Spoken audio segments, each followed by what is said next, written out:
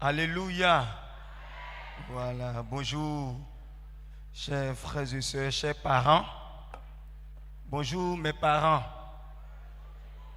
Voilà, nous sommes à la maison et nous bénissons le Seigneur. Nous voulons dire merci à notre Dieu qui nous fait la grâce d'être avec vous ce matin. Nous voulons dire merci à notre papa, le pasteur Noufé, qui a permis que l'Institut d'Aben Group puisse passer ici aujourd'hui pour vous saluer et aussi apporter la parole du Seigneur.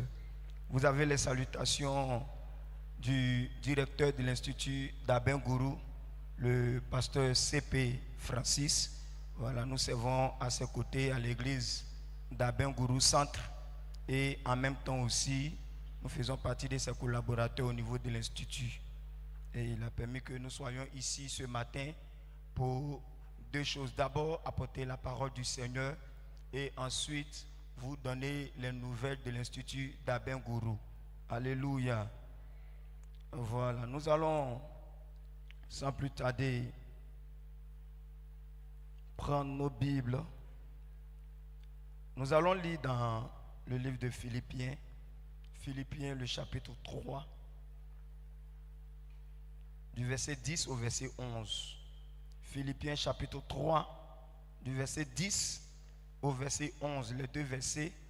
Et je vous encourage à la maison à lire Matthieu le chapitre 26 à partir du verset 36 jusqu'à Matthieu 28, le verset 10. Voilà, je reprends. À la maison, vous pouvez lire, c'est long, donc je ne vais pas lire, je vais m'arrêter seulement à Philippiens.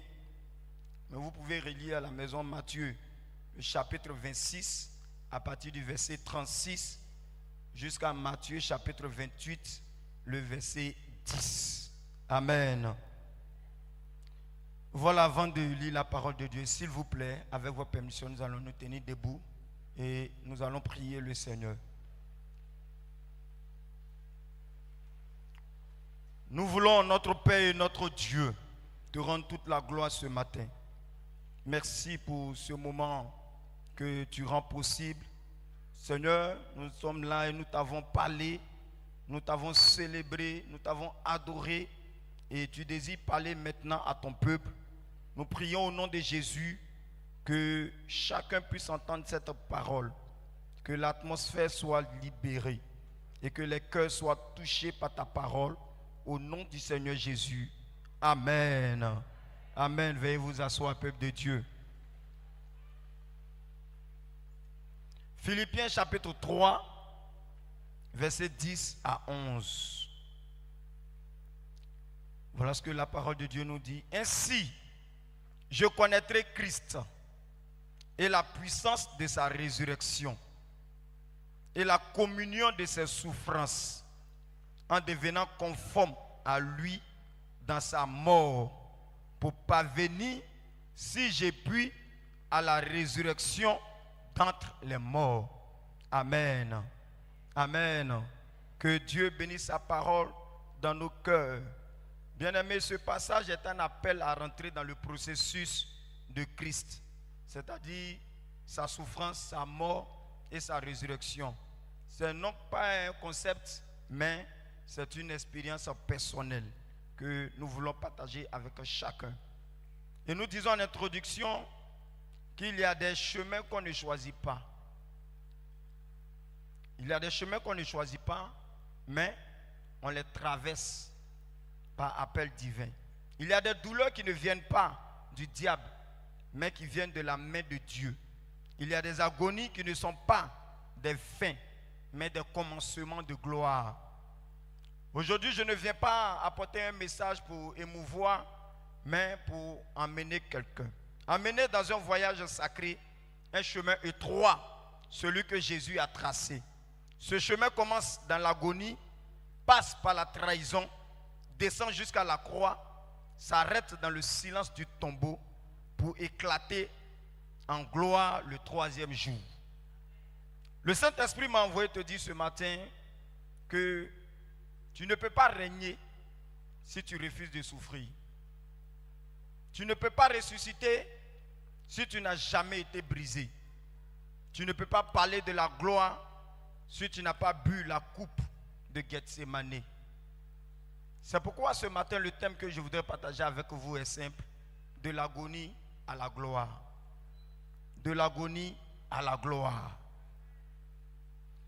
Frères et sœurs, peuple du chandelier, ce message n'est pas pour ceux qui veulent rester dans la foule, mais c'est pour ceux que Dieu appelle à apporter une onction coûteuse.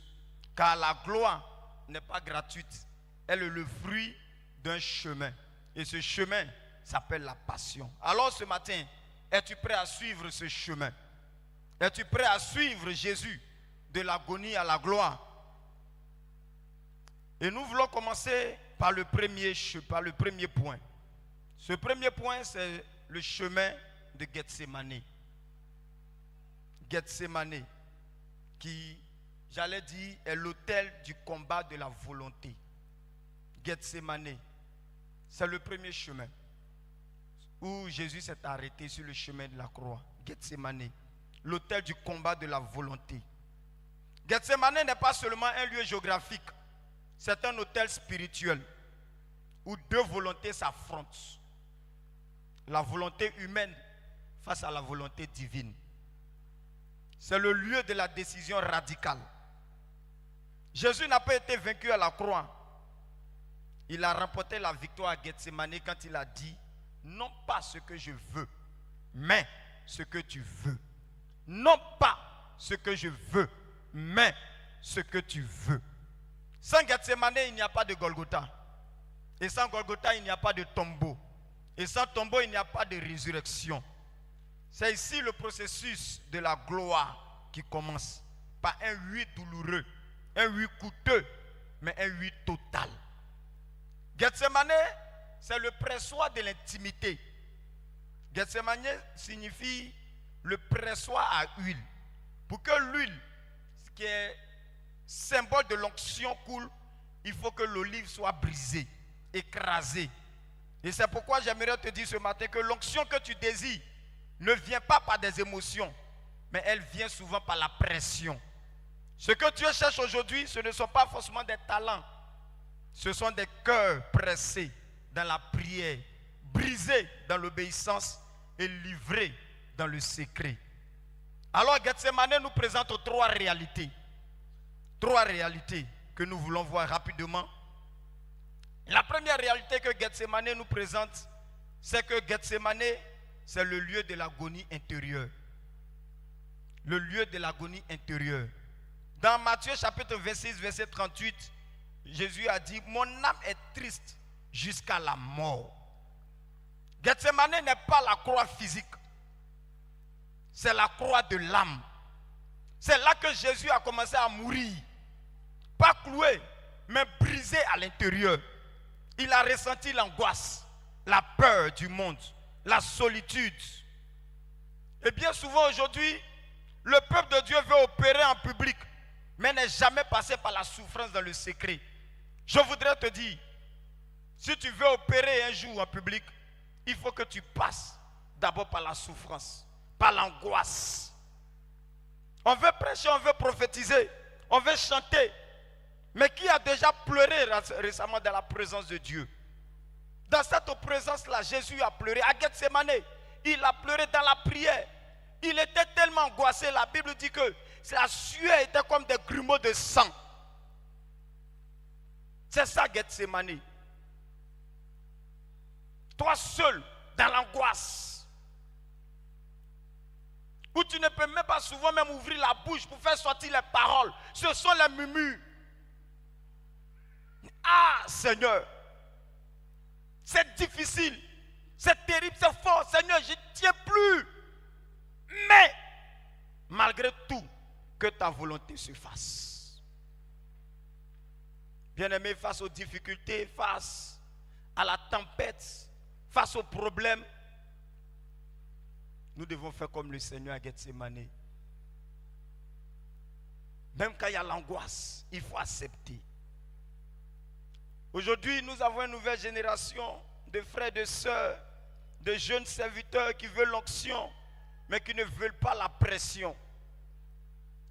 Les gens aujourd'hui veulent la scène, mais pas la sueur de Gethsémané. À Gethsemane, Jésus a coulé cette sueur-là. C'est pourquoi après, Paul a pu dire, Jésus a reçu le nom qui est au-dessus de tout nom.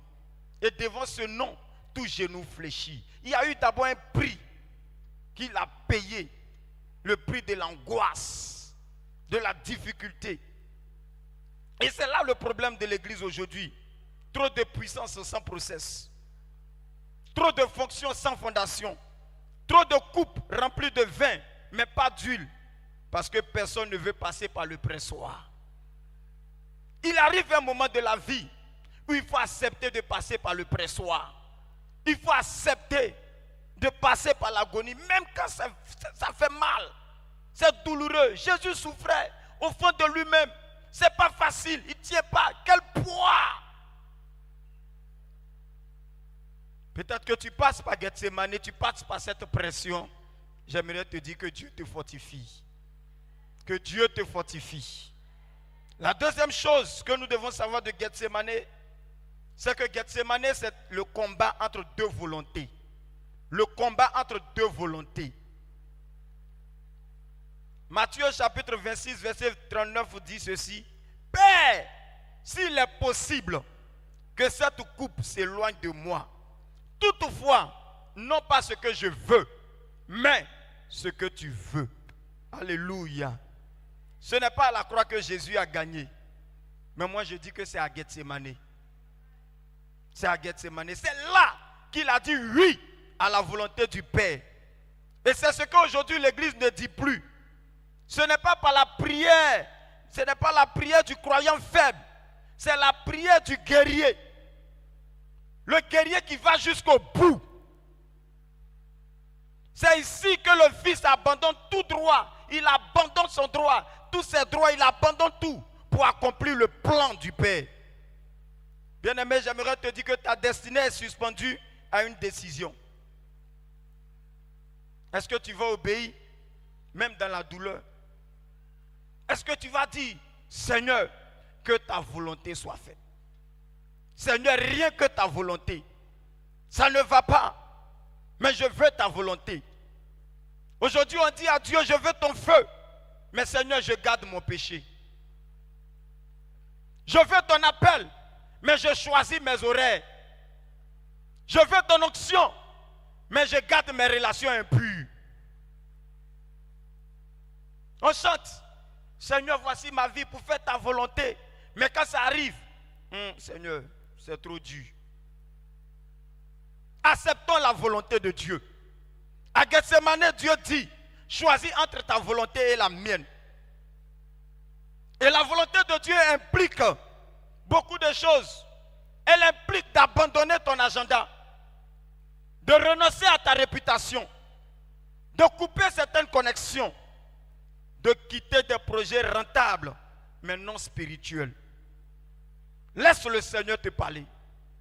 À Gethsemane, il y a une décision à prendre. Il y a soit un oui que tu dois dire, ou un non que tu dois dire à Gethsemane.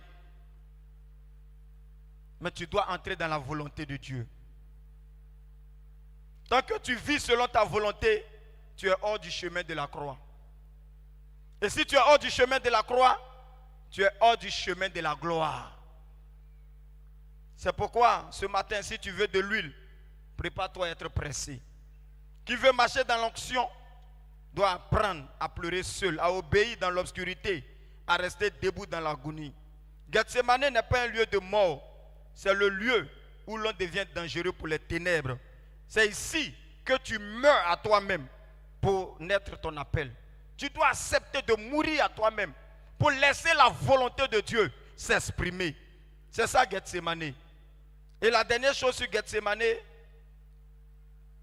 c'est que Gethsemane est le désert de la solitude spirituelle. La Bible dit dans Matthieu 26, verset 40 qu'il trouva ses disciples endormis. Jésus a la pression. Il a angoissé. Il prend deux de ses gars sûrs, Pierre et Jean. Venons, allons-y, on va prier. Mais il arrive à un moment où il va vers eux. Les gars dorment. Il est seul. dans ce combat-là. À Gethsemane, bien-aimé, personne ne peut prier pour toi. Même les plus proches d'hommes. Pourquoi? Parce que la profondeur spirituelle ne se partage pas. C'est toi seul face à Dieu. Aujourd'hui, beaucoup fuient Gethsemane. On ne veut plus être seul. Les chrétiens n'ont plus envie d'être seuls. On veut les veillées populaires, mais pas les veillées individuelles. On veut toujours être ensemble. Arrivé à un moment de la vie, bien-aimé, tu dois apprendre à rester seul aussi. Il y a des sujets qui ne se partagent pas. Tu dois être dans l'intimité de Dieu, toi seul, et face à face avec le Seigneur.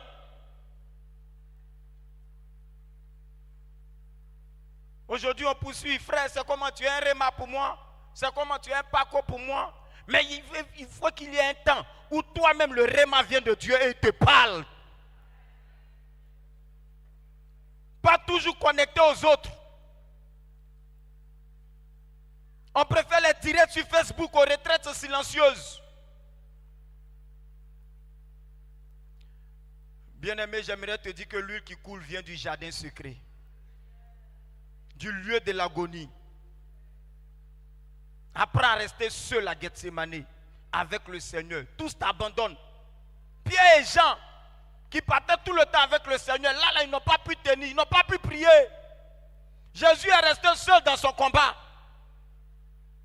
Peut-être que tu es seul dans ton combat, mais j'aimerais te dire que c'est le plan de Dieu. C'est le plan de Dieu pour toi. Aujourd'hui, beaucoup de frères et de sœurs, les chantres, excusez-moi, mais je suis obligé de le dire, ne connaissent pas la souffrance dans la prière. Et leur chant ne brise plus les chaînes. Parce qu'on n'a pas d'intimité. On a le talent, mais le talent ne suffit pas. Il faut une connexion avec le Saint-Esprit. Il faut une intimité. Il faut une révélation de Dieu. Que Dieu te parle. Bon, on est là souvent, on bosse les chants, c'est vrai. Et le plus grave souvent, c'est qu'on va même jusqu'à même essayer de répéter, copier les palais en langue des chantres. C'est-à-dire la soeur a fait son chant, elle a parlé en langue dedans. Toi aussi tu viens chanter là, son parler en langue là, il faut que tu copies ça. Sois délivré au nom de Jésus. Aime-moi l'intimité. Seul et seul avec Dieu. Où Dieu te parle. Dieu te dit, voilà ton ministère. Voilà ce que j'attends de toi. Voilà ta mission. Voilà le cahier de charge. Et c'est dans l'intimité, c'est quand on est seul que nous avons souvent ces révélations. Dieu cherche des hommes et des femmes capables de dire, Seigneur, je suis prêt à être seul. Si c'est cela que je me connecte au ciel. Si c'est en cela que tu vas te connecter au ciel, accepte d'être seul. C'est ça Gethsemane. Et c'est important de le comprendre. La deuxième chose, sur le chemin de la croix, après Gethsemane, vient quelque chose de fort. La trahison. Lorsque tu finis de vivre Gethsemane, où tu es en agonie, tu es seul, abandonné, tu vas passer par la trahison. La trahison, c'est le déclic même de la destinée. Et ce qui fait mal dans la trahison, c'est que Judas, ce n'est pas un démon qui trahit. C'est Judas, celui avec qui j'ai marché. Celui avec qui on a tout fait ensemble. Et il ne vient pas même avec, comment on appelle ça, une épée. Il vient avec un baiser, un bisou. Et c'est ça qui est douloureux. La trahison n'est jamais brutale. Elle est douce. Elle est familière. Elle est intime. C'est ce qui la rend douloureuse. Mais c'est aussi ça qui la rend puissante dans la main de Dieu. Tu ne peux pas monter plus haut sans être trahi. La trahison est une étape prophétique de la croix. Elle est le dernier test avant le changement de niveau. Et la trahison aussi nous révèle trois vérités majeures. que je voulais qu'on puisse voir rapidement, c'est que la première des choses, c'est que la trahison, elle a traversé des coups de l'intimité. Jésus dit, pas Jésus, mais dans le psaume, celui avec qui je vivais en paix, qui avait ma confiance et partageait mon pain, lève le talon contre moi. Psaume numéro 41, verset 10. La trahison n'est jamais étrangère, elle est toujours familiale. C'est Judas qui trahit Jésus, ce n'est pas Pilate. Ce n'est pas un baiser, un bisou, ce n'est pas par une gifle. C'est un disciple de Jésus, pas par un démon. Pas un démon qui trahit Jésus. Les blessures qui font le plus mal ne viennent pas de l'extérieur, mais de ceux à qui tu as lavé leurs pieds. Le gars, tu as lavé son pied. C'est lui qui te trahit. Et Jésus n'a pas été surpris, il avait annoncé la trahison. Mais il n'a pas arrêté Judas. Pourquoi? Parce qu'il faut que cela arrive pour que l'écriture s'accomplisse. Bien-aimé, sache que ton Judas fait partie de ton appel. Tu n'as pas dit Amen. Ton Judas fait partie de ton appel. Il est l'un des outils du Père pour t'amener à la croix. Il y a un niveau de grâce qui ne s'ouvre qu'après la trahison et l'abandon. Il faut comprendre ça. Il y a un niveau de grâce qui peut s'ouvrir à toi qu'après la trahison et l'abandon. Où tu étais rejeté, tu étais seul, tu étais trahi par Judas, mon ami, lui-même qui gardait notre argent. La deuxième chose que nous devons savoir sur la trahison, c'est que la trahison ne change pas ton identité. Alléluia. La trahison ne doit pas changer ton identité. Jésus lui dit mon ami. Jésus appelle Judas mon ami. Même trahi, Jésus reste le fils. Il ne réagit pas avec colère, mais avec souveraineté. Ce que les autres font contre toi ne définit pas qui tu es. C'est la réponse qui révèle la maturité. Tu peux être trahi, mais rester fidèle. Rejeté, mais garder ton intégrité. Alléluia. On m'a raconté cette histoire de ce monsieur-là qui a vu un serpent qui était en train de tomber dans du feu. Et il voulait à tout prix sauver le serpent, aider le serpent. Mais chaque fois qu'il veut approcher sa main, le serpent veut le piquer. Mais il continuait de l'aider. Et puis il y a un moment, il y a un monsieur qui lui dit, Joe, toi aussi, serpent tu veux sauver, mais il cherche à te piquer, laisse-le. Il dit non, je ne peux pas le laisser. Le serpent là, sa nature c'est de piquer. Mais moi, ma nature c'est d'aider. Donc chacun joue son rôle. Alléluia.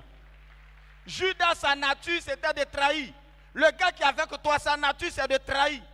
Mais toi, ta nature, c'est de rester, de maintenir ton identité d'enfant de Dieu. C'est de réagir comme Jésus. C'est de dire mon ami, que Dieu t'aide. C'est de prier pour elle. C'est de prier pour lui. C'est de prier pour celui qui te trahit. C'est de l'aider parce qu'il ne connaît pas Dieu.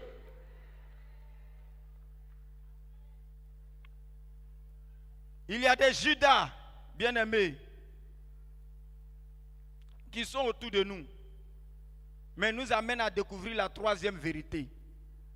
C'est que la trahison purifie notre entourage. Alléluia. La trahison purifie notre entourage. Judas devait sortir du cercle pour que la croix soit accessible. Il y a des Judas qui ne peuvent pas t'accompagner dans la saison de ton sacrifice. C'est pourquoi Dieu permet qu'ils te trahissent pour les écarter, pour voir qui ils sont et les écarter parce que tu dois monter. Il y a des traîtres qui ne peuvent pas monter avec toi. Donc Dieu permet que tu puisses découvrir leur visage. Et puis tu vois qui ils sont. Là, ils sont écartés. Et puis tu es seul, maintenant tu grimpes. Oh, que cette parole s'accomplisse dans ta vie ce matin. Que Dieu fasse que tu découvres ces personnes-là, afin qu'ils soient écartés pour que tu puisses grimper à nouveau. Il y a des grâces là, on ne partage pas avec les traites. Il y a des bénédictions, on ne partage pas avec les traites. Et tu es sur le chemin de la bénédiction. Tu es sur le chemin de la gloire. C'est pourquoi Dieu a permis que ces personnes-là te trahissent. Et Dieu est en train de montrer leur visage. Il est en train de montrer ce qu'ils sont. Parce que quand ça va descendre, quand l'huile va descendre, quand la gloire va descendre, quand la bénédiction va descendre, ils ne doivent pas avoir part. C'est ça, la trahison purifie ton entourage. Je prie que ton entourage soit purifié au nom de Jésus. Que ton entourage soit purifié au nom de Jésus. En découvrant ces traîtres au nom de Jésus. Ce matin, je parle à ceux qui ont été trahis par des proches, trahis par des collaborateurs, trahis dans l'intimité. Ne laisse pas cette trahison devenir un poison. Il faut la laisser devenir une propulsion. Judas a ouvert la porte du sacrifice. Et cette porte est celle de la gloire. Celui qui te trahit, il ouvre la porte du sacrifice. Et cette porte du sacrifice est la porte de la gloire. Alléluia. Après cela, la troisième étape. La troisième étape qui est aussi importante, c'est Golgotha. Golgotha, l'autel du sacrifice total. Golgotha, c'est le lieu du crâne. Mais ce n'est pas seulement un lieu d'exécution. C'est un autel cosmique où le Fils éternel devient l'agneau immolé. C'est le cœur du combat spirituel. C'est le sommet du don, le théâtre de l'amour absolu. Le ciel a crié justice. L'enfer s'est réjoui trop tôt. La terre s'est tue. Mais Dieu a parlé à travers le sang de Jésus. Et trois dimensions prophétiques de Golgotha aussi. La première des choses que nous voulons savoir sur Golgotha ce matin, c'est que Golgotha, c'est le lieu du dépouillement total. Golgotha, c'est le lieu du dépouillement total. Bien-aimés frères et sœurs, tu ne peux pas monter avec tes masques. La Bible dit dans Matthieu 27, verset 35, il le crucifiait et se partageait ses vêtements. Jésus est monté nu à la croix, pas seulement physiquement, mais émotionnellement et spirituellement. À Golgotha, on ne garde rien. On perd tout. Frères et sœurs, entendez ceci. Tant que tu tiens à ton image, tu ne vivras pas la puissance de la croix. Certains ici servent Dieu, mais portent encore des manteaux de réputation, de suffisance, de religiosité. Tu veux ressusciter avec Christ? Il faut d'abord que tu sois mis à nu, que tes artifices tombent, que tes faux amens s'écrasent et que ta double vie soit exposée. Golgotha révèle ce que personne ne voit. C'est un lieu où Dieu t'arrache tes déguisements. Et ce matin, Dieu veut te dépouiller. Des frères et sœurs qui vivent dans le péché, mais se couvrent de titres. Dieu veut te dépouiller. Dieu veut te dépouiller. Des fidèles qui dansent le dimanche et forniquent le lundi. Dieu veut te dépouiller. Il veut que tu arrêtes. Une année, nous avons appris dans une église. La sœur a chanté le dimanche. Les gens étaient en prière pendant qu'elle chantait. Oh, il y avait la manifestation. Elle a chanté. Et le lundi, nous apprenons qu'elle est décédée dans un hôtel. Lundi matin. Dieu veut te dépouiller. Chrétien qui vit dans la rancune, mais chante Jésus, je t'aime. Dieu veut te dépouiller. C'est ça Golgotha. Te mettre nu. Venir au pied de la croix nu.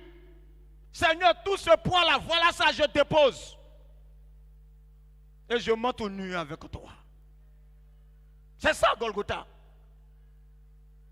À la croix, il ne reste plus rien. Ce qui reste, c'est que la vérité. Et Dieu ne traite qu'avec les cœurs nus. Dieu veut traiter avec toi. C'est pourquoi ce qui pèse sur toi, ce manteau qui pèse sur toi, si tu veux monter à cette croix, tu dois faire tomber ce manteau. Je ne connais pas le nom de ce manteau. Ça peut être le manteau du péché comme je l'ai dit, mais ça peut être aussi le manteau des difficultés, des problèmes, des soucis. Dieu veut te dépouiller ce matin. Dieu veut que tu enlèves ce manteau, que tu sois nu seul avec lui sur cette croix. C'est ça Golgotha, le lieu du dépouillement total. La deuxième chose que nous voulons savoir de Golgotha, c'est que quand Golgotha est là, l'obéissance te fait ressembler à un coupable. Golgotha, c'est quand l'obéissance te fait ressembler à un coupable. À Golgotha, Jésus n'est pas crucifié seul. Regardez ce qui se passe. Il est placé entre deux brigands, deux hommes coupables, comme si lui-même il était l'un d'eux. Il est compté parmi les malfaiteurs, Isaïe 53, verset 12. Bien-aimé, la justice humaine le classe parmi les condamnés.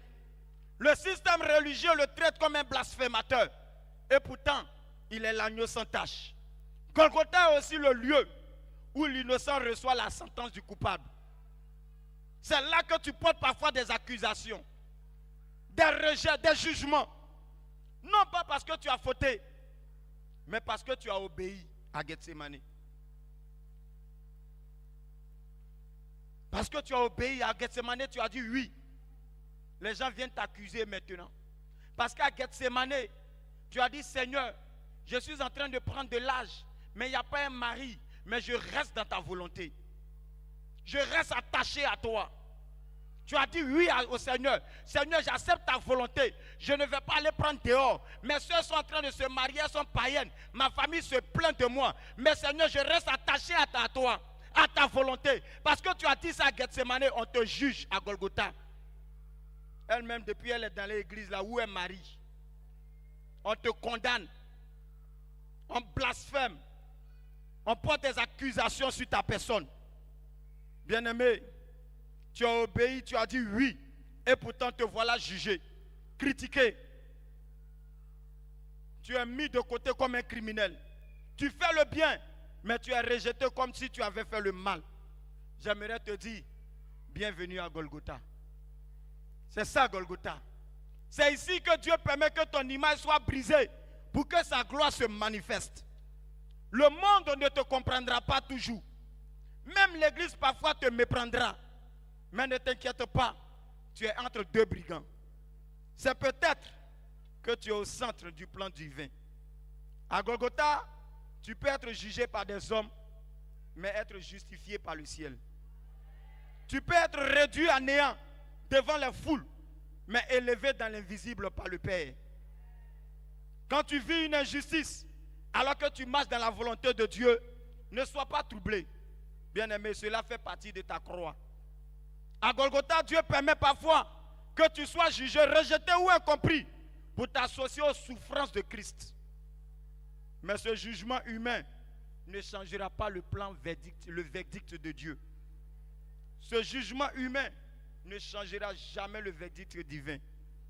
Il dit, celui-ci est mon fils bien-aimé. Alléluia. Celui-ci est mon fils bien-aimé. Parce que tu as accepté, tu as dit oui à Gethsemane. À Golgotha, tu as tenu ferme. On t'a accusé, mais tu es là. Les gens disent ceci, cela. Mais toi, Dieu te dit, celle-ci est ma fille bien-aimée. Celui-ci est mon fils bien-aimé. C'est pourquoi j'aime ce chant qui dit, haïssez-moi sur la terre, méprisez-moi sur la terre, calomniez-moi sur la terre. Ce n'est rien. Ma patrie est dans les cieux. Alléluia. C'est ça Golgotha. La troisième chose que nous devons savoir de Golgotha, c'est que Golgotha est l'exemple du pardon radical. Golgotha est l'exemple du pardon radical. La croix ne permet pas la haine.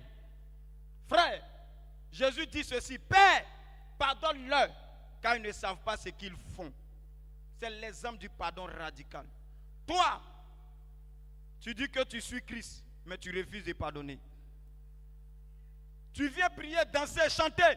Tu donnes même des offrandes. Mais tu n'as jamais pardonné à ton père. Tu n'as jamais pardonné à ta femme. Depuis combien d'années ce problème de couple-là, la famille a parlé, les pasteurs ont parlé, mais tu demeures sur ta position. Tu n'es pas à Golgotha. Tu es ailleurs. Tu n'es pas sur le chemin de la croix.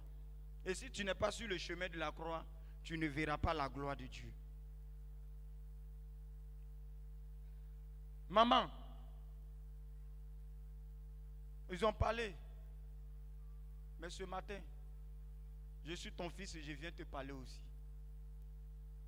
avec la parole de Dieu. Golgotha, c'est le pardon radical. Pardonne. Cette histoire-là, laisse tomber. C'est pas parce que... Ne cherche pas à avoir raison. Jésus avait raison, mais il n'a pas cherché sa raison. Il a dit, Père, pardonne-le. J'aimerais que tu pardonnes aussi. Pour que le foyer soit libéré. J'insiste là-dessus. Le Seigneur me dit d'insister. Dans ce foyer-là. Le problème de ce foyer, c'est le pardon. Il faut lâcher prise. C'est trop tendu. Ce matin, Dieu te parle. Et tu entends la voix de Dieu. Il faut lâcher prise. Laisse tomber. C'était ton Golgotha. Laisse tomber. Il est temps. Parce que Dieu veut te faire passer à autre chose. Dieu veut faire passer ton foyer à autre chose. Parlez-vous. Revenez dans la même chambre. Que Dieu vous soutienne. Tu ne peux pas porter la croix et ton amertume. Il faut que tu choisisses. Le sang qui coule à Golgotha crie pardon. Mais certains ici résistent à l'esprit, gardent rancune, murmurent contre le pasteur, méprisent un frère, rabaissent leur conjoint. Tu veux vivre la Pâque, tu veux ressusciter, il faut que tu pardonnes, tu libères. Il faut briser ton orgueil. Que Dieu nous aide. L'avant-dernier point sur ce chemin, c'est le tombeau. Le tombeau. Le tombeau est le silence qui cache une stratégie divine. Matthieu 27, 59 à 60 dit, Joseph d'Arimathée place le corps de Jésus dans un tombeau neuf. Bien-aimé, après Gethsemane, après la trahison, après avoir vécu Golgotha, vient le tombeau. C'est là qu'on dépose les choses qui n'ont plus d'espérance. Dans la logique humaine, le tombeau signifie le point final. Le silence de Dieu. L'échec total. Il n'y a plus rien à faire. On a pris, on allait mettre. C'est fini. On retourne. Chacun, c'est fini. Il n'y a plus rien à faire. Dans la logique humaine, c'est ça. Mais dans la logique du ciel, le tombeau est un laboratoire invisible de résurrection. Je répète. Dans la logique divine, dans la logique du ciel, le tombeau est un laboratoire invisible de la résurrection. Ce n'est pas la fin, c'est la pause divine entre le sacrifice et la gloire. C'est le lieu du silence apparent, mais de l'activité invisible de Dieu. On pense que c'est fini. Et ils l'ont mis dans le tombeau. Il n'y a plus rien à faire. C'est mort. C'est fini. Mais Dieu est en activité dans le silence.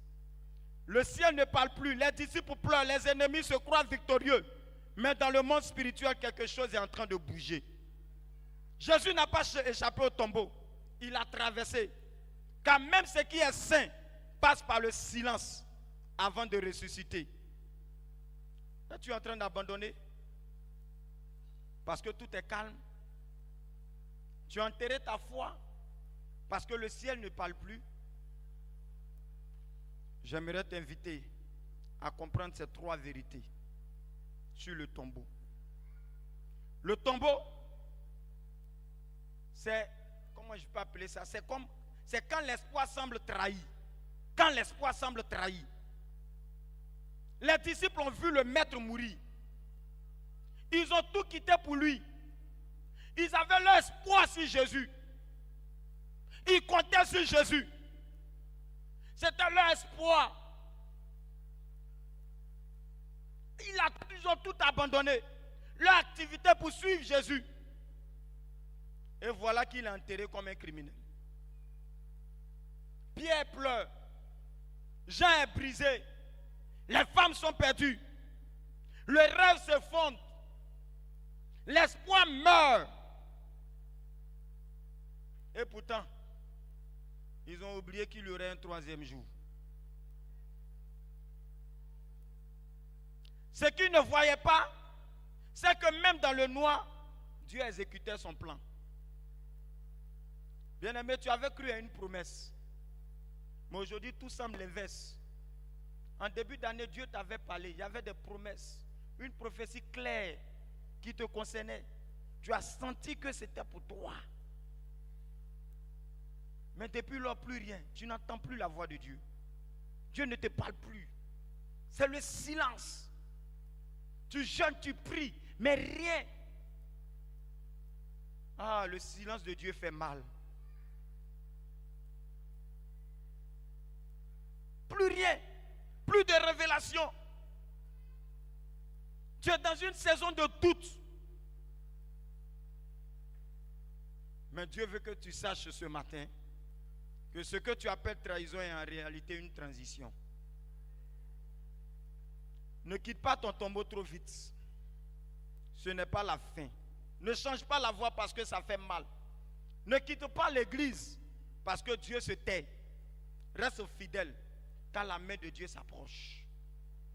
Le tombeau, c'est aussi... Le tombeau n'est pas un cercueil, mais c'est un laboratoire. C'est ce que ça nous enseigne. Le tombeau n'est pas un cercueil, c'est un laboratoire.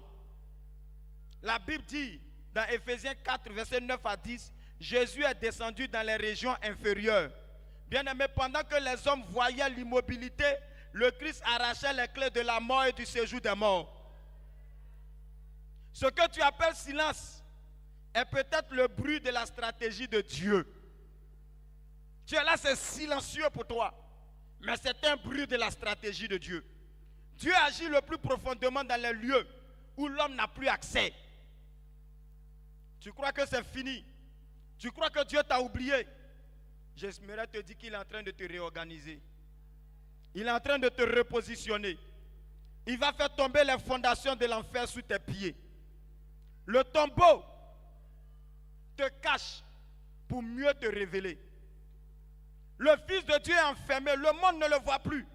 Mais cette dissimulation fait partie du plan de Dieu. Avant que Dieu ne t'utilise publiquement, il te cache intentionnellement. Le silence, le temps du silence est un temps de sanctification, de séparation, de gestation.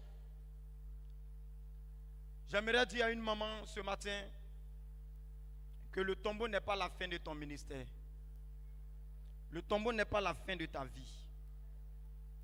C'est la salle d'attente de la résurrection. Le tombeau dans lequel tu es là, ce n'est pas ce que les hommes appellent tombeau là. Pour toi là, c'est une salle d'attente de la résurrection. Écoute-moi bien frère, sœur, c'est de toi qu'il s'agit. Ce tombeau dans lequel tu es, où c'est silencieux, tu es abandonné, il n'y a plus personne, tu n'entends plus rien. Tu es seul. Tu n'entends même plus la voix de Dieu. Le Seigneur me charge de te dire que c'est une salle d'attente de ta résurrection. Tu verras la gloire de Dieu. La dernière chose sur le tombeau que nous devons savoir, c'est que le sceau de l'homme ne peut pas bloquer le décret de Dieu. La Bible dit qu'il scellait le tombeau avec une pierre. Les autorités religieuses et politiques ont voulu s'assurer que rien ne bougerait. Mais aucune pierre, aucun soldat, aucun décret humain ne peut empêcher un plan céleste de s'accomplir. Dieu attend que tout le monde pense que c'est fini pour que la gloire commence. Le tombeau prépare la scène pour une résurrection que personne ne pourra nier. Lazare, l'ami de Jésus, il meurt. Oh, j'aime cet exemple-là. Il est malade déjà, Dieu ne vient pas, Jésus ne vient pas. Il meurt, on ne voit pas Jésus. 1 jour, 2 jours, 3 jours, 4 jours, dans le tombeau, fermé, c'est fini. La désolation. 4 jours, c'est là que Jésus s'invite. Où vous l'avez mis? On dit, Seigneur, il sent, il est pourri, il sent mauvais. Bien aimé, souvent, Dieu attend que ta situation pourrisse. Dieu attend que ta situation sente mauvais. Ou quand tu passes, les gens bouchent leurs narines. Tu es avancé en âge. Il n'y a plus d'espoir. L'homme ne peut plus rien faire. Tu sens, c'est là que Dieu s'invite. Et il dit, Lazare, sors. Lazare, sors. Je déclare que tu sortiras de ce tombeau au nom de Jésus. Tu sortiras de cette situation au nom de Jésus. Dieu se révélera à toi. Tu verras sa gloire. Tu verras la gloire de Dieu. Tu verras la gloire de Dieu. Malgré que c'est pourri, Dieu va reconstituer ça. Et il va te dire, sors. Et tu sortiras sans les asticots. Tu sortiras sans la pourriture. Tu sortiras intact. Tu sortiras béni. Tu sortiras restauré. Parce que la main de Dieu est avec toi dans ce tombeau. Dieu ne t'abandonnera pas. C'est ça le tombeau. Ça prépare une scène pour une résurrection que personne ne peut nier. Personne ne pourra nier ta résurrection. Ils ont scellé, on dit c'est fini. Ils ont donné leur décret. Les hommes, les gardes, venez vous arrêter. Il n'y a plus rien surveillé. Il ne faut pas ces imposteurs-là. Ils vont aller créer un faux témoignage. Il ne faut pas, ils vont dire quelque chose, c'est bloqué. Ils se réjouissent. Ils dansent. Même Satan se réjouit. C'est fini pour eux. Les disciples, ceux qui comptaient sur toi, sont découragés. Maman aussi. Voilà, on compte sur elle, mais il n'y a plus rien à manger. Papa aussi, ça ne va pas. Les employés, ce business, tu n'arrives plus à les payer. Ils comptaient sur toi, mais ça ne va pas. Des gens se réjouissent. Ils se moquent de toi dans le secret. Mais ils ont oublié qu'il y avait un troisième jour. Ils ont oublié qu'il y avait un troisième jour. Ils ont seulement compté le premier jour, c'est fini. Pour eux, c'est fini. Le premier jour, ils se sont réjouis. Certains même peut-être ont dansé bébé. Parce que c'est mort. Le deuxième jour, ils se sont réjouis. Mais j'aimerais te dire que le troisième jour, la tête dit non, je ne peux plus garder ce gars-là. Je ne peux plus le maintenir. Il est plus fort que moi. Il pèse plus que moi. Son poids me dépasse. Il y a des personnes qui ont besoin de lui. Au chandelier, des frères et des soeurs ont besoin de lui. Au chandelier, des malades ont besoin de lui. Au chandelier, des personnes qui ont perdu leur travail ont besoin de lui. Au chandelier, des célibataires ont besoin de lui. Le troisième jour, je suis obligé de le vomir. Et Jésus est ressuscité. Jésus est ressuscité. Je t'annonce la résurrection ce matin. Je t'annonce la résurrection ce matin. Et je prophétise au nom de Jésus que ce qui était mort en toi ressuscite ce matin. Je ne sais pas ce que tu as perdu, ce qui est mort. Mais ce matin, je déclare une résurrection dans ce domaine de ta vie. Jésus n'est pas resté dans le tombeau. Et aussi longtemps que Jésus est ressuscité, tu ressusciteras avec lui. Ton entreprise ressuscitera avec lui. Ta santé ressuscitera avec lui. Tu verras la gloire de Dieu. La confusion dans le camp de l'ennemi. C'est ça. Le dernier point, la résurrection. La résurrection est la manifestation de la gloire de Dieu. Le tombeau n'a pas pu retenir notre Seigneur. Le silence s'est brisé. Ce n'est pas juste que Jésus se relève. C'est l'ordre du monde spirituel qui est bouleversé. La résurrection est une proclamation. L'enfer a perdu. Le ciel a parlé. La terre doit se soumettre. Alléluia. Le ciel a parlé. La terre doit se soumettre. Il dit, il n'est pas ici. Il est ressuscité. Ce n'est pas seulement des mots, mais c'est un verdict éternel. Il n'est pas ici. Il est ressuscité. Celui que vous cherchez ici, il n'est plus ici. Il est ressuscité. On te cherchera parmi les malades, on ne te retrouvera pas. On te recherchera parmi les morts, on ne te retrouvera pas. On te cherchera parmi ceux qui ne sont pas mariés, on ne te retrouvera pas. On te cherchera parmi les chômeurs, on ne te retrouvera pas. Parce que tu n'es plus là-bas. Jésus a changé ta place. C'est un verdict éternel. Tu n'es plus dans ce lieu. La résurrection nous révèle trois puissantes vérités prophétiques. La première, c'est que la résurrection est une explosion de puissance. La Bible dit qu'un ange du Seigneur est descendu. Il roula la pierre. Son aspect était comme l'éclair. Bien-aimé, quand Dieu décide de ressusciter une destinée, il déploie la puissance céleste. Le surnaturel se met en mouvement. Les lois naturelles sont suspendues. Ce matin, le surnaturel se met en mouvement pour toi. Parce que Dieu a décidé de ressusciter, les anges descendent. Ce que tu n'arrivais plus à faire par toi-même, Dieu va le faire par l'Esprit.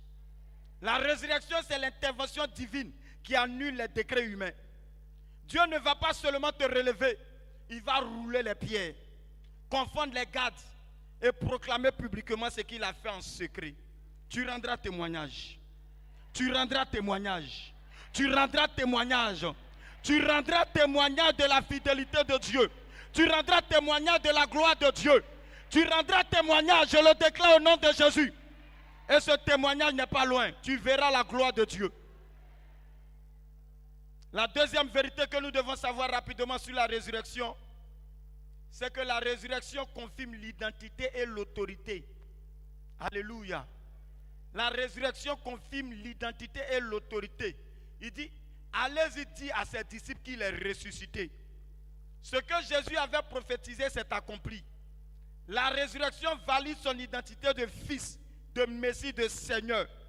Ce que Dieu a dit sur toi va se confirmer publiquement.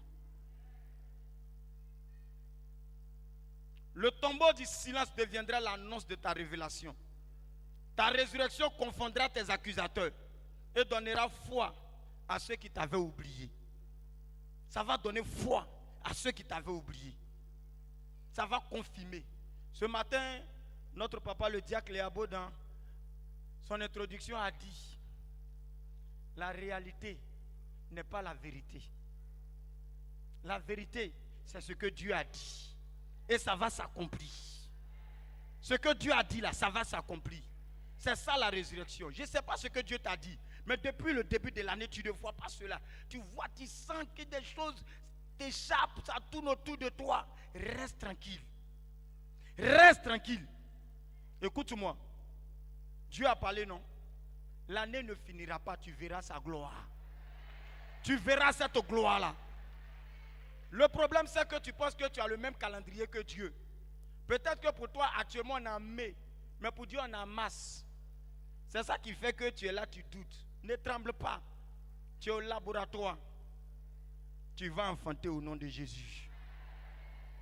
La dernière chose que nous devons savoir, c'est que la résurrection inaugure une mission. La résurrection inaugure une mission. Il dit, allez annoncer. La résurrection n'est pas la fin du processus. C'est le lancement du mandat.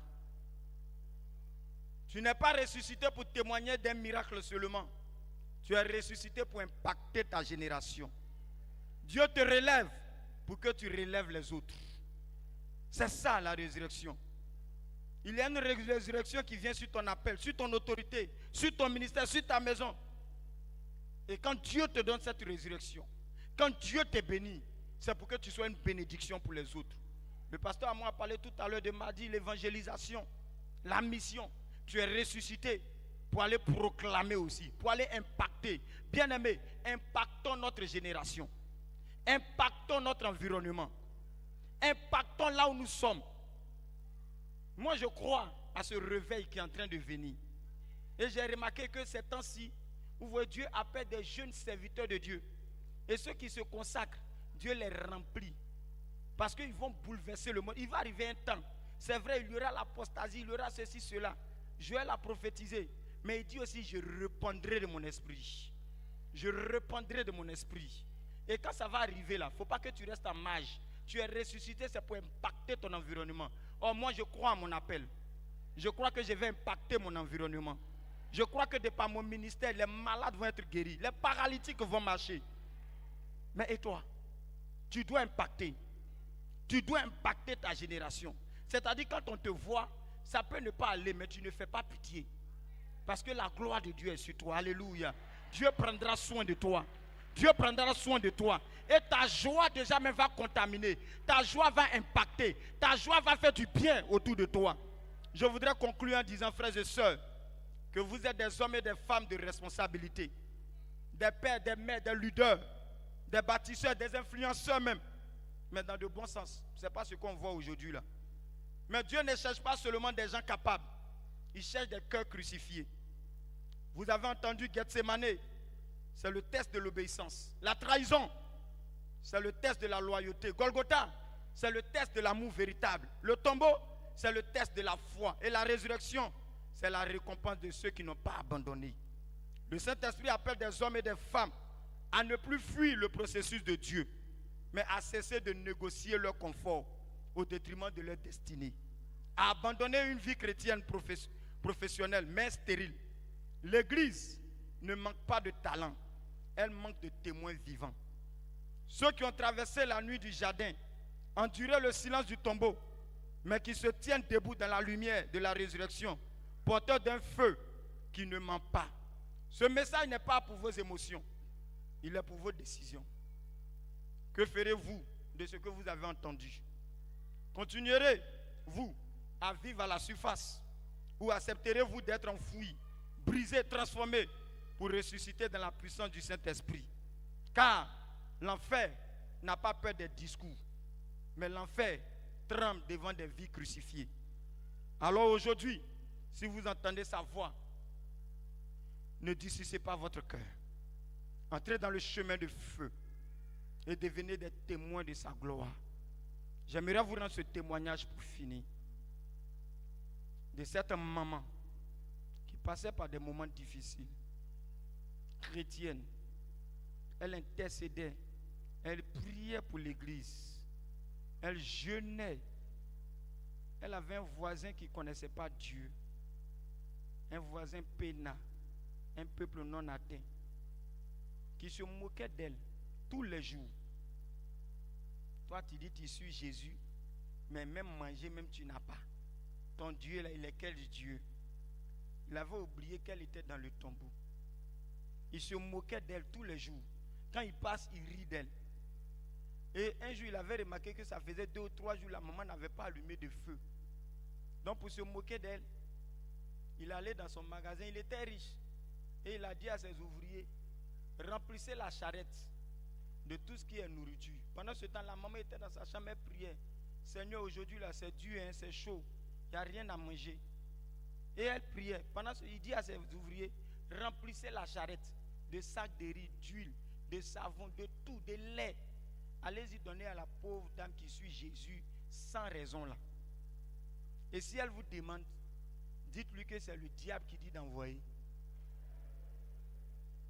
Et ils sont partis donner. Arrivé là, elle les a reçus. Ils ont déversé tout. Ils ont tout déposé. Et elle a dit merci. Elle n'a pas posé de questions. Et il y a un ouvrier qui dit, mais on t'envoie tout ça là. Et puis tu ne demandes même pas qui t'a envoyé. Elle dit, en fait moi, je n'ai pas besoin de demander. Parce que quand mon Dieu ordonne, même le diable exécute. Quand mon Dieu ordonne, même le diable exécute. Je prie que cela t'arrive au nom de Jésus. Est-ce qu'on peut se tenir debout et prier le Seigneur? Est-ce qu'on peut se tenir debout, peuple de Dieu? Prions le Seigneur, remercions le Seigneur. Bénissons ensemble le Seigneur. Quand notre Dieu ordonne, le diable exécute. Il est en train d'exécuter pour toi. Il est en train d'exécuter pour toi. Il pense te faire du mal, mais il est en train d'exécuter pour toi. Il est en train d'exécuter pour toi. Il est en train de travailler pour toi. Sans s'en rendre compte. Il faut bénir le Seigneur. Si Satan savait, il savait qu'en clouant Jésus, c'était sa défaite. Il n'allait jamais essayer. Bien-aimé, il est en train de travailler pour toi. Prie le Seigneur. Bénis le Seigneur. Bénis Dieu ce matin. Oh, je veux entendre un peuple reconnaissant.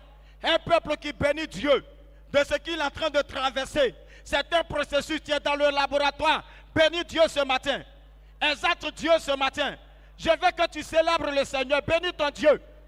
Il ordonne, le diable exécute. Yakadaba shaka yadaba saka yadakaba kamba. Raka yadakaba saka yadakaba baba. Ah Seigneur, nous te bénissons ce matin. Nous te bénissons ce matin, le groupe musical. Nous te bénissons ce matin. Nous te bénissons ce matin. Nous te bénissons ce matin. Nous te bénissons ce matin. Bénis ton Dieu ce matin. Exalte-le, bien-aimé. Faut l'exalter. Dis-lui merci. Adore-le. Sois reconnaissant à ton Dieu ce matin. Ce que tu traverses, c'est un processus. Tu connaîtras la résurrection. Tu connaîtras la résurrection. Tu ne finiras pas dans ce tombeau. Tu ne vas pas finir dans ce tombeau. Mayakadaba shaka yadagaba zagadagaba. Ragadaba shaka yadagaba zagadaba kamba. Bénis Dieu bénis Dieu, bénis Dieu, bénis Dieu. Bénis Dieu, bénis Dieu. En quelques minutes, bénis Dieu. Bénis Dieu, bénis Dieu, bénis Dieu. Bénis Dieu, bénis Dieu. Wow, bénis Dieu, bénis Dieu. Ah, que le Saint-Esprit te fortifie ce matin. Que le Saint-Esprit te relève ce matin. Que le Saint-Esprit te donne la force de continuer. Que le Saint-Esprit soit avec toi. Que le Saint-Esprit soit avec toi. Que le Saint-Esprit ne te lâche pas. Que le Saint-Esprit continue de te booster. Que le Saint-Esprit te donne d'avancer. Que le Saint-Esprit te donne d'avancer. De continuer. Ne n'abandonne pas. Tu es dans le processus. Tu es peut-être dans le tombeau. Tu connaîtras la résurrection. Dieu ne va pas t'abandonner. Il t'aime toujours. Il t'aime toujours. Il t'aime toujours. L'amour de Dieu est pour toi. L'amour de Dieu est pour toi. Dieu aime ses enfants. Dieu aime ses enfants. Il les délivre de leur souffrance. Ah, yakadaba shaka yadagaba saga yagadaba kamba. Raka yakadaba saga yabakadaba kaba zagadaba. Rokodobo shaka yadegedebos. Mayagadaba zaga yadagaba zagadaba kaba.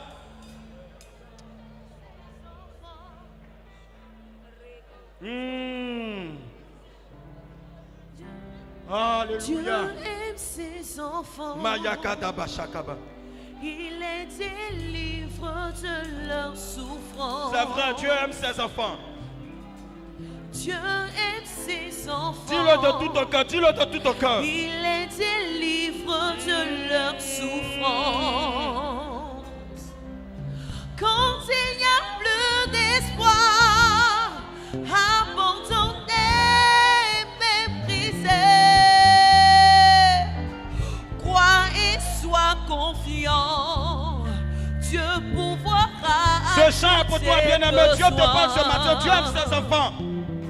Quand il n'y a plus d'espoir, abandonné, méprisé, crois et sois confiant. Dieu pourvoira à tous tes besoins. Dieu aime ses enfants.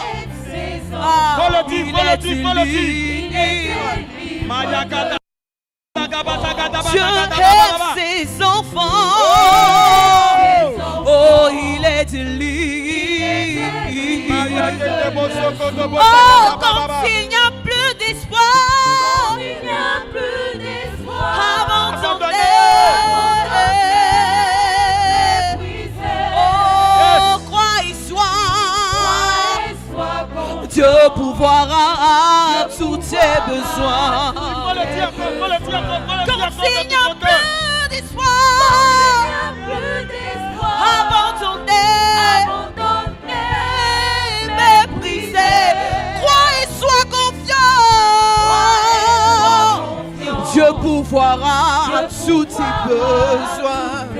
On va le dire sans les instruments, on va le dire sans les instruments. Dieu aime ses enfants. Oui, disons-le ensemble, peuple de Dieu. Dieu aime ses enfants. Faut le dire, peuple de Dieu, dis-le de tout ton cœur. Quand il n'y a plus d'espoir, abandonné, crois en Jésus. Dieu pourvoira à tous tes besoins. Quand il n'y a plus d'espoir, abandonné, méprisé, crois et sois confiant. Dieu pourvoira. Il faut le dire une dernière fois, Dieu aime ses enfants, Dieu aime ses enfants. Une dernière fois, disons-le ensemble. C'est de toi qu'il s'agit. Ce message est pour toi, maman, ce message est pour toi. Dieu aime ses enfants. Ah, oh, il les délivre. Et quand il n'y a plus d'espoir,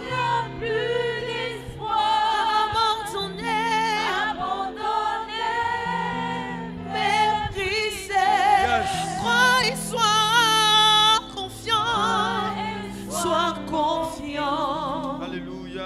Dieu pourvoira à tous tes besoins. Je déclare que tu ne mourras pas. Cette situation que tu traverses ne te tuera pas. Je vois la gloire de Dieu qui descend sur toi ce matin. Parce que tu as accepté de passer par Gethsémane. Tu as connu Golgotha. Tu as connu la trahison. Tu es même passé par le silence du tombeau. Ce matin, la résurrection vient à toi. La résurrection vient à toi. La résurrection vient à toi ce matin. Le Saint-Esprit est en mouvement pour t'apporter la résurrection maintenant. L'Esprit de Dieu est dans ce lieu pour apporter la résurrection. Là où il y avait la mort, là où il y avait le cercueil, c'est en train de te quitter ce matin. Tu sors vivant, tu sors de ce cercueil. L'esprit de mort ne pourra pas te maintenir. La mort ne pourra pas te maintenir. Je déclare ce matin qu'il y a un mouvement dans le ciel pour toi. Il y a un mouvement dans le ciel pour toi.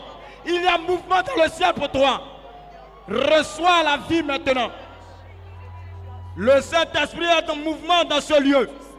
Le Saint-Esprit a décidé de te relever ce matin.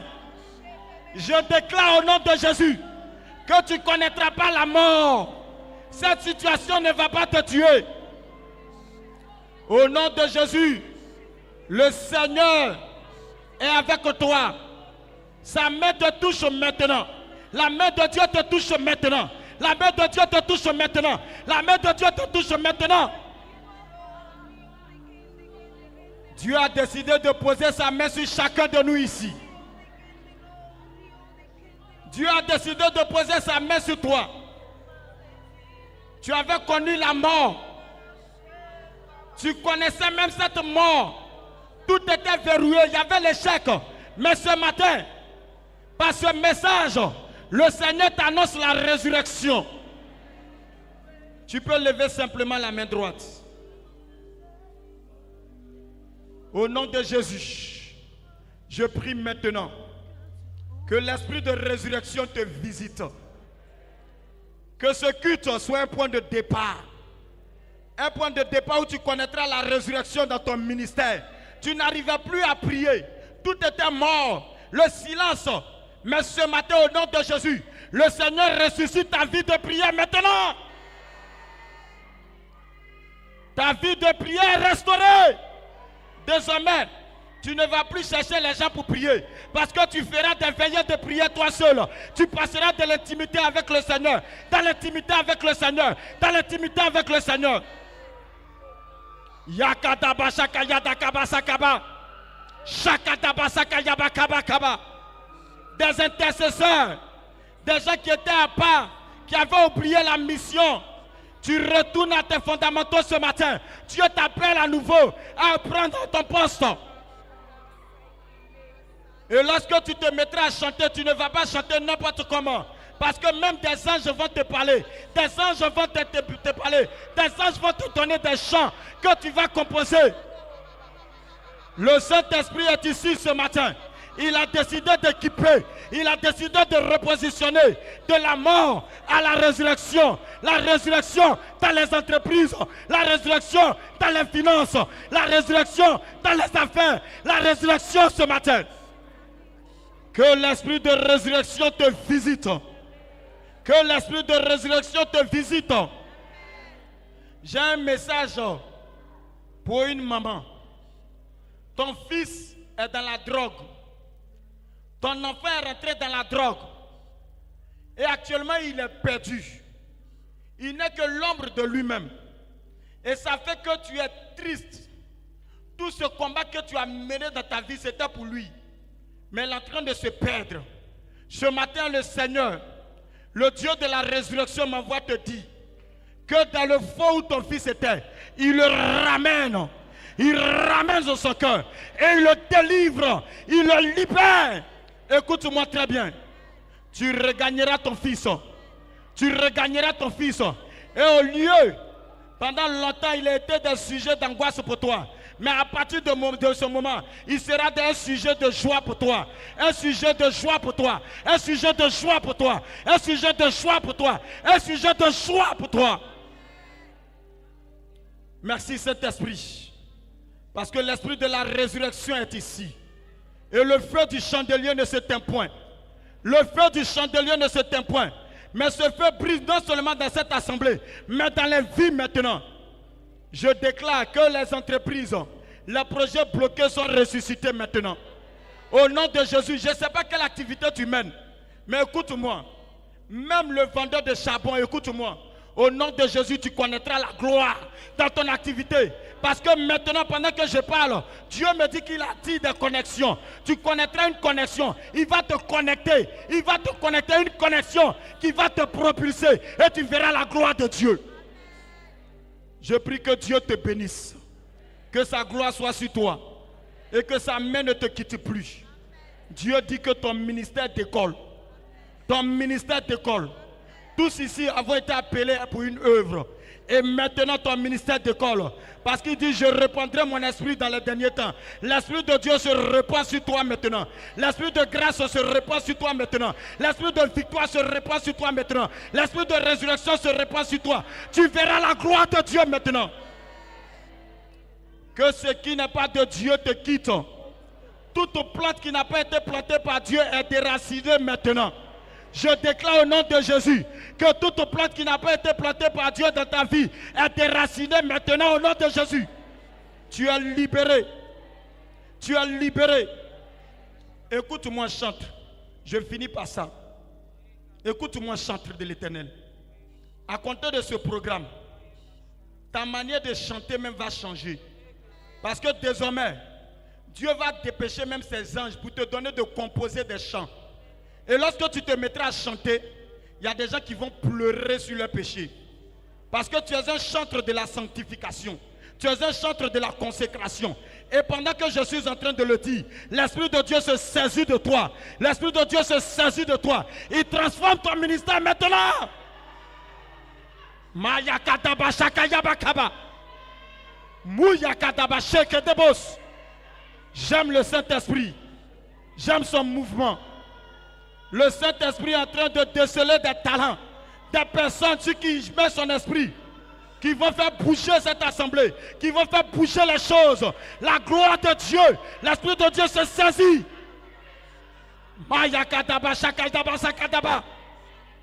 Saint-Esprit, c'est ton œuvre. Merci pour les entreprises que tu restaures. Merci pour les entreprises que tu restaures. Merci pour les projets que tu restaures. Merci pour ta gloire qui est dans ce lieu. Merci parce que des personnes influentes, des hommes influents dans ce lieu, des femmes influentes.